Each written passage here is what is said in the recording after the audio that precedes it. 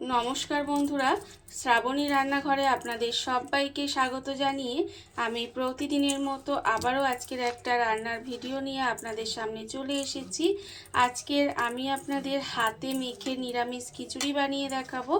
আশা করি আপনাদের ভালো লাগবে। তার জন্য কিন্তু আমার পুরো ভিডিওটা আপনাদের দেখতে হবে। আর দেখা শুরু করার আগে একটা লাইক দেবেন, ভিডিওটা সম্পূর্ণ দেখে সুন্দর একটা কমেন্ট করবেন আর শেয়ার করতে ভুলবেন না। তাহলে চলুন আজকের আমি এই খিচুড়িটা কিভাবে বানাচ্ছি সেটা আপনারা একবার দেখে নিন। রান্নাটা করার জন্য প্রথমে আমি এখানে দেখুন একটা বড় বাটি নিয়ে নিয়েছি, আর বাটির মধ্যে প্রথমে আমি এখানে দিয়ে দেব চাল। এখানে কিন্তু আমি আতপ চাল নিয়েছি। দেখুন এরকম একটা বড় বাটির এক বাটি আতপ চাল নিয়েছি।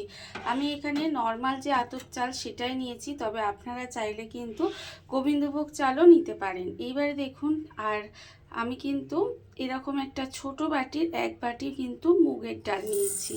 এবারে সেই মুগের ডালটাও দিয়ে দিলাম। আমি এখানে চালের পরিমাণটা একটু বেশি দিয়েছি, সেটা আপনারা বুঝতেই পাচ্ছেন। আপনারা চাইলে কিন্তু চাল এবং ডালের পরিমাণ মানে সম পরিমাণ দিতে পারেন, তাতেও কিন্তু খেতে বেশি ভালো লাগবে।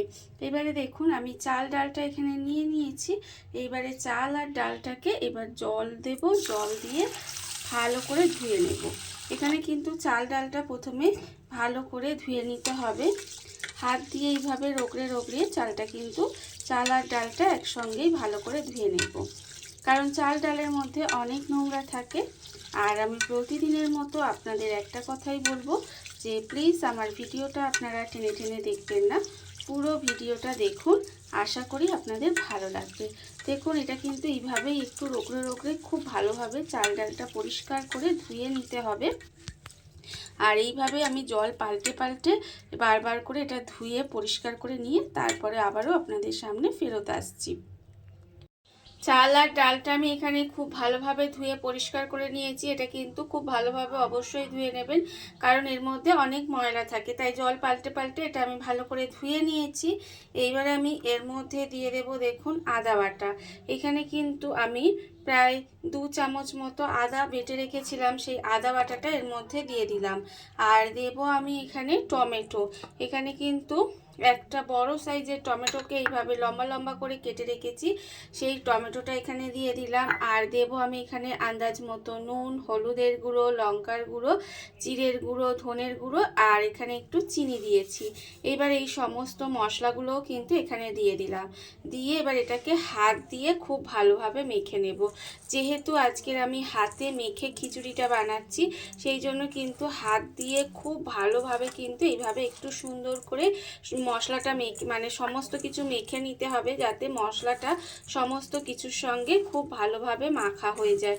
দেখুন এটা কিন্তু এইভাবেই একটু মেখে নেব। আর আমার চ্যানেলে নতুন বন্ধু, পুরনো বন্ধু সবাইকেই বলছি আমার তরফ থেকে অনেক অনেক ভালোবাসা। নতুন বন্ধুদের বলবো যদি আমার চ্যানেলটা আপনারা সাবস্ক্রাইব করেন তাহলে পাশে থাকা বেল বাটনটা অবশ্যই প্রেস করে দেবেন, যাতে আমি যখনই কোনো নিত্য নতুন ভিডিও আপলোড করব সবার প্রথমে আপনাদের কাছে নোটিফিকেশান চলে যাবে এবং আপনারা আপনাদের সময় মতো ভিডিওটা দেখে নিতে পারবেন। আর পুরনো বন্ধুদের বলবো এইভাবে আমার পাশে থাকার জন্য, আমাকে এগিয়ে যেতে সাহায্য করার জন্য আপনাদের অসংখ্য অসংখ্য ধন্যবাদ। দেখুন আমি কিন্তু মশলাগুলো আর আদা বাটা সমস্ত কিছু দিয়ে কিন্তু খুব ভালোভাবে মেখে নিচ্ছি। আর এইভাবেই কিন্তু একটু চটকিয়ে চটকিয়ে এটা মেখে নিতে হবে, খুব ভালোভাবে কিন্তু এটা মেখে নেব। আর এইভাবেই কিন্তু এটাকে সুন্দর করে, যেহেতু হাতে মেখে আজকের খিচুড়িটা বানাবো সেই জন্য কিন্তু এইভাবেই একটু এটাকে মেখে নিতে হবে। দেখুন আমি কিন্তু এটা সুন্দর করে মেখে নিচ্ছি। সমস্ত মশলাগুলো দিয়ে ভালো করে মেখে নিয়েছি, মাখা হয়ে গেছে। এইবার আমি এর মধ্যেই দিয়ে দেব একটু সর্ষের তেল। দেখুন এখানেই কিন্তু একটু সর্ষের তেল দিয়ে দিচ্ছি, দিয়ে এবার এটাকেও খুব ভালোভাবে মাখিয়ে নেব। আজকের আমি খিচুড়িটা নিরামিষভাবেই বানাবো, সম্পূর্ণ নিরামিষ করব আজকের খিচুড়িটা, কিন্তু এইভাবে একটু হাতে মেখে বানাবো। তাহলে দেখবেন হাতে মেখে যদি আপনারা এইভাবে খিচুড়িটা বানিয়ে একবার খেয়ে দেখেন, খেতে কিন্তু ভীষণই সুন্দর হয়। আমি বলবো এমনি খিচুড়ির থেকেও কিন্তু এই খিচুড়ির স্বাদ অনেক ভালো আসে। দেখুন এইবারে এই সর্ষের তেলটা দিয়েও কিন্তু এইভাবে একটু ভালো করে মাখিয়ে নিতে হবে। আর এটা মাখানো আমার হয়ে গেছে। এবার এই অবস্থায় কিন্তু আমি প্রায় 10 থেকে 15 মিনিট মতো রেখে দেবো। এটা কিন্তু অবশ্যই একটু ঢাকা দিয়ে এইভাবে রেখে দিতে হবে। সমস্ত কিছু হাতে মেখে এখানে দেখুন ঢাকা দিয়ে কিন্তু প্রায় 15 মিনিট মতো এখানে রেখে দিয়েছিলাম। এটা আমার হয়ে গেছে। আর এর থেকে বেশি রাখার দরকার নেই, তবে আপনাদের হাতে সময় থাকলে আধ ঘন্টা মতো মেখে রেখে দিতে পারেন। এইবারে দেখুন আমি কিন্তু অন্যদিকে গ্যাসটা অন করে একটা কড়া বসিয়ে দিয়েছি। এইবারে আমি কড়ার মধ্যে দিয়ে দেব সর্ষের তেল। এখানে কিন্তু রান্নার জন্য আমি সর্ষের তেলই ব্যবহার করেছি। বেশ কিছুটা সর্ষের তেল দিয়ে দিলাম।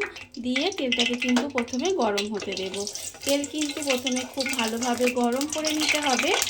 তেল আমার এখানে খুব ভালোভাবে গরম হয়ে গেছে। এবার তেলের মধ্যে দিয়ে দিচ্ছি এখানে 2টো তেজপাতা, আর দেব আমি এখানে একটা শুকনো লঙ্কা। তেজপাতা আর শুকনো লঙ্কাটা কিন্তু একটু তেলের মধ্যে দিয়ে ভেজে নেব।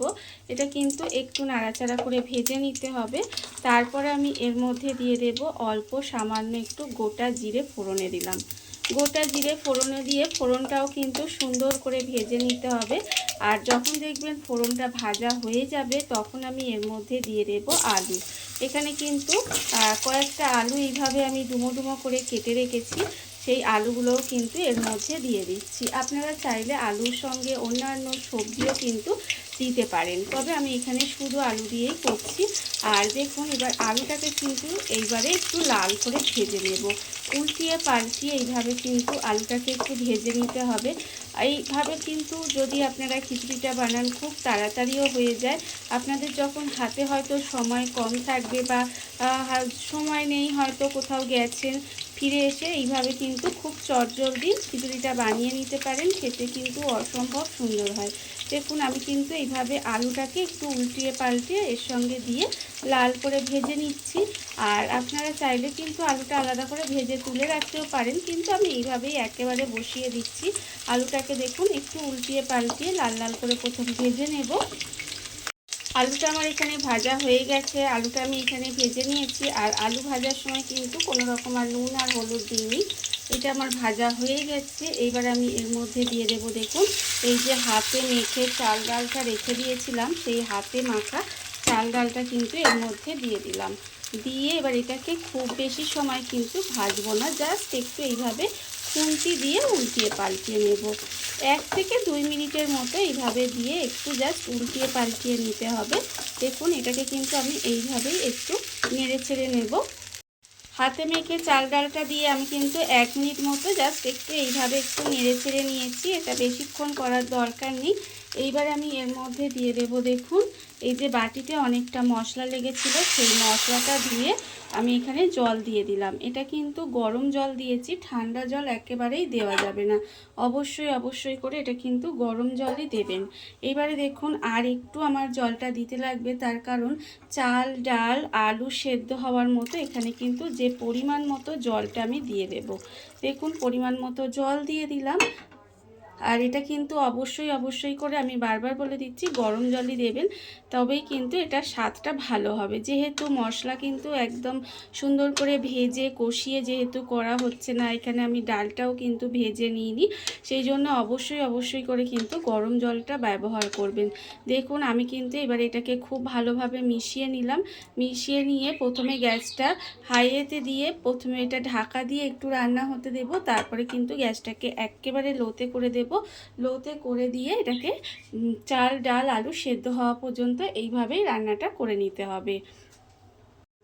গ্যাসটাকে প্রথমে হাইতে করে দিয়ে ভালো করে একটু 5 মিনিট মতো রান্না করেছিলাম। তারপরে কিন্তু ঢাকা দিয়ে এইভাবে গ্যাসটাকে লোতে দিয়ে কিছুক্ষণ রান্না করে নিয়েছি। এর ফলে দেখুন চাল ডাল আলু সমস্ত কিছু কিন্তু এখানে সেদ্ধ হয়ে গেছে। আলুটাও খুব ভালোভাবে সেদ্ধ হয়ে গেছে। আর যখন দেখবেন এইভাবে একটু গ্যাসটাকে লোতে দিয়ে রান্না হতে দেবেন, দেখবেন আস্তে আস্তে কিন্তু খিচুড়িটা হয়ে যাবে। কত সুন্দর দেখতে পাচ্ছেন হয়ে গেছে এটা, সমস্ত কিছু সেদ্ধ হয়ে গেছে। এবার যখন নামানোর আগে কিন্তু আমি এর মধ্যে দিয়ে দেব গরম মশলা গুঁড়ো অল্প সামান্য একটু, আর দেব আমি এখানে ঘি। এখানে কিন্তু 1 চামচ মতো ঘি দিয়ে দিলাম। খেতে যে কি অপূর্ব হয় সেটা আপনারা না বানিয়ে খেলে কিন্তু বুঝতে পারবেন না। খুব কম সময় কিন্তু এই খিচুড়িটা বানানো হয়ে যায় আর খেতে কিন্তু অপূর্ব লাগে। দেখুন এবারে আমি গরম মশলা আর ঘিটাকে এইভাবে একটু মিশিয়ে নিচ্ছি। মিশিয়ে নিয়ে এবার কিন্তু গ্যাসটাকে অফ করে দেব। খিচুড়িটা আমি এরকমেরই ঘনত্বে রাখবো, কারণ ঠান্ডা হওয়ার পর কিন্তু এটা আরেকটু ঘন হয়ে যাবে। এরকমের ঘনত্বে খেতে আমাদের বাড়িতে সবাই পছন্দ করে, তবে আপনারা যদি আরেকটু ঘন করতে চান করে নিতে পারেন। এবারে দেখুন এটাকে মিশিয়ে দিলাম। মিশিয়ে দিয়ে গ্যাসটাকে একেবারে অফ করে দেব, দিয়ে ঢাকা দিয়ে এইভাবে কিছুক্ষণ রেখে দেব। তারপরে কিন্তু আপনাদের সামনে পরিবেশন করে দেখাবো ঠিক কেমন হলো। দেখুন বন্ধুরা, বাড়িতে থাকা কত অল্প উপকরণে কত অল্প সময় কত সুন্দর একটা হাতে মেখে খিচুড়ির রেসিপি তৈরি হয়ে গেল, আপনারা দেখতেই পেলেন। আর এটা কিন্তু খেতে ভীষণ সুন্দর হয়, খুব কম সময়ে তৈরি হয়ে যায়, খেতে অপূর্ব লাগে। এইভাবে আপনারাও একদিন হলেও বাড়িতে বানিয়ে দেখতে পারেন। আর এই ভিডিওটা যদি আপনাদের ভালো লেগে থাকে, আপনারা আমার চ্যানেলটা সাবস্ক্রাইব করে এইভাবে আমার পাশে থেকে যেতে পারেন। তাহলে চলুন আজকের ভিডিওটা এই পর্যন্তই। নমস্কার।